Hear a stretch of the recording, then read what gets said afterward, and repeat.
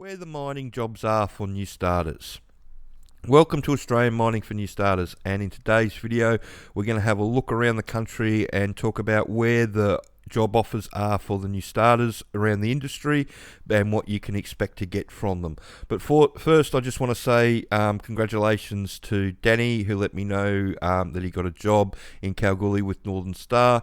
Congratulations, mate. I'm sure that you'll have a long and profitable career.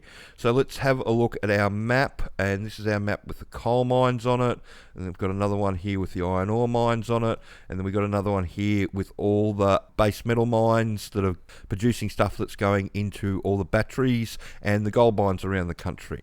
So let's start with the coal mines, and there are traineeships around for coal, but if you want to go down the coal path, just be aware that the price isn't exactly doing itself any favours at the moment. The reason that's what's going on is the reason that the price slump is that this is where everybody was opening up their coal-fired power plants around the world, and down here is now that everybody's opening up their coal mines that are near their coal-fired power plants around the world. So the other thing that you need to be aware of with coal is that with the traineeships, that a lot of the traineeships are only for 12 months and they don't lead to permanent jobs. The other thing is that a number of the coal mines, especially in Queensland, use the traineeships as a form of wage suppression. So they use it as cheap labour because it doesn't take very long to learn how to drive the surface dump truck. You know, most people are up to speed within 4 to 6 weeks, and then you spend the next 10.5 months working at half the price of everybody else on site. Generally, most people are getting paid $75,000 a year to do a 2-in-1 job, and that works out to be roughly $25 an hour. So that's what's going on in coal. That's why I don't steer people towards coal. If you live right next door to the coal mine and your parents work on the coal mine and you've lived in the area all your life, yeah, go for it, because that's a different scenario. But if you're looking at relocating from a capital city up to a coal area or something like that, I'd forget it. I'd have a look at other areas like hard rock underground or exploration. But we're going to talk about iron ore next. And next with iron ore, the biggest issue with iron ore is their automation of the industry. This is Rio, this is from Australian Mining, this is Rio's thing from last year that I like to show, and I've showed this a few times, but they want 80% of their fleet automated. They wanted it automated by the end of last year. It's taking a lot longer than everybody thought, but that's where they're going with it all. And the jobs that they're leaving behind aren't great jobs. They're paying like between $80,000 and $100,000 a year, that are the ones that are based in Perth, and the technician jobs that they're creating to run the driverless stuff, it sort of puts you in no man's land, unfortunately, because while you'll probably end up making maybe 120, 140,000 when you're a qualified technician on site, you're not going to go much past that, and the whole point of them going driverless like they were was to get the wages down. So they're going to try and pay everybody in iron ore as least as possible, and that's because a lot of the executives in iron ore back in the day, they got charged through the nose with labour between 2005 and 2012. So a lot of them have got a chip on their shoulders about paying a lot of money for labour, and they're just trying to reduce it, and that's why they're doing everything they can to reduce the labour costs. So it's not like that in hard rock underground or exploration. So if you type underground into Seek, you'll see all the jobs come up, and there's lots of them around the place. You're looking for the nipper, the truck, the offsider, and even the service crew jobs if you've done the sponsors training. But these are the jobs that are all over the country, and there's jobs everywhere. So if you're in Victoria, you've got a few mines up here that are looking, but you've got all the stuff that's drive in and out of New South Wales. They don't do a lot of fly and fly out in New South Wales. Most of these mines are drive in, drive out. Up in Queensland, you've got the ones that are fly and fly out of Brisbane and Townsville up to around Charters Towers and Mount Isa. You got a bit in the Northern Territory. You got a bit in South Australia with Olympic Dam and all Oz mineral sites. You got a lot of activity in Tasmania with a lot of old mines reopening. A lot of nickel. There's nickel mines. There's gold mines. There's a tungsten mine on King Island that they're trying to kick in the guts again. There's a lot of activity happening in Tasmania at the moment, and also over here in WA, there's bucket loads of work, and they need people. The real areas of the industry that they need people at the moment is in hard rock underground jobs, exploration, and on the mills. That's where they need people. Everywhere else, they've pretty much got the choice of who they want, and if they're hiring entry-level people, normally it's on a traineeship that's not paying very much and it doesn't have a lot of possibilities.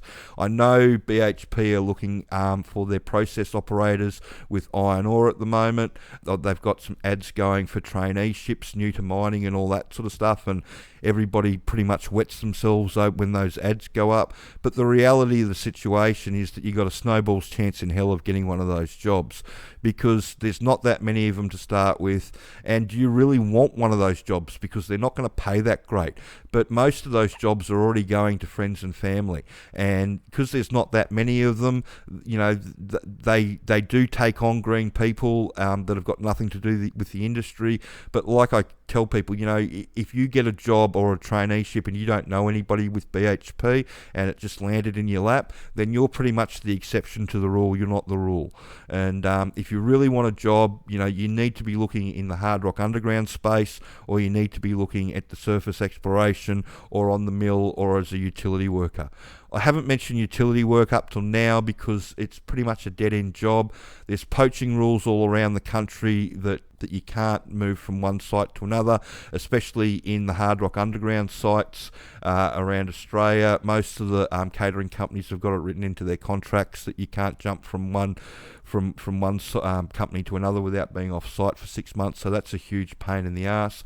So that's why I don't recommend utility work. Back in the day, like I started at the end of 94, and I can remember the poaching rules coming in 98, and I know why they came in, because back in the day, you know, if the nipper quit or the truck driver quit and the person washing the dishes was any good, the foreman would go up there and offer them a job. And what ended up happening was that the catering companies were constantly going through people and they wanted to put a stop to it, and that's how they did it. And ever since then, they put a stop to the turnover. But because they've virtually got once you get to site and you work out that you can't move anywhere without going to a different site, then, you know, you're basically trapped in the job. And that's the unfortunate thing about the utility jobs around the country, is that most people end up trapped into them.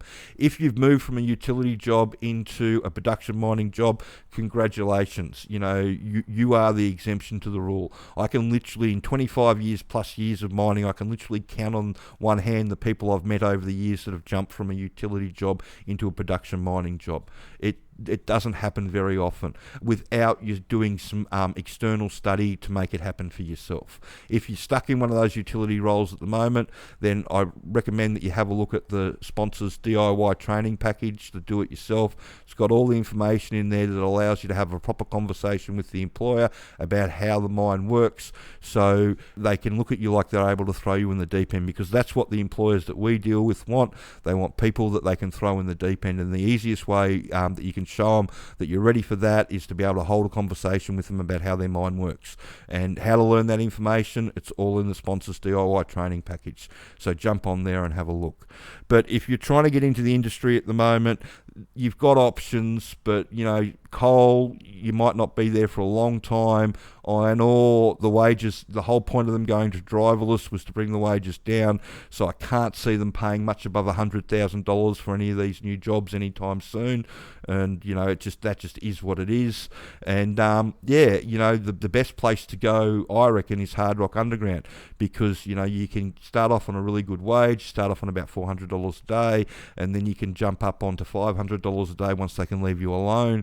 And most people that do, especially that do the training, are through, you know, to service crew within 6 to 12 months, and that's $550 to $850 a day. And, you know, we've got a lot of students that have come through before that are sort of sitting in that area on $650 a day on a 2 and 2, and, you know, that's $130,000 a year. And, you know, it's a good lifestyle, and you've still got a lot of upside, because there's a lot of positions above there that you can jump into, and there's a lot of career progression that you can see from all the jobs. If you look through the jobs, you will see all the overseas jobs and all that sort of stuff come up. But they're your options. A lot of people are focused on driving a big dump truck on the surface. Those jobs really don't exist anymore. Like I said, if you get into iron ore now, you're going down the driverless path, and the whole reason that they've done that is for to reduce the wages. And if you jump into coal, it's going to be a bit of a lucky dip in the next 12 to 18 months as to which mines close and which mines stay open.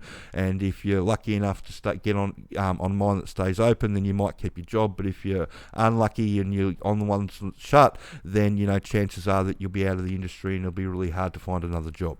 So that's what's going on. If you want to get into the industry, I'd concentrate on the hard rock underground, exploration, or the mill jobs. So I hope you found that information helpful, and if you could like and subscribe to the channel and share this information around, that would be wonderful. Thanks.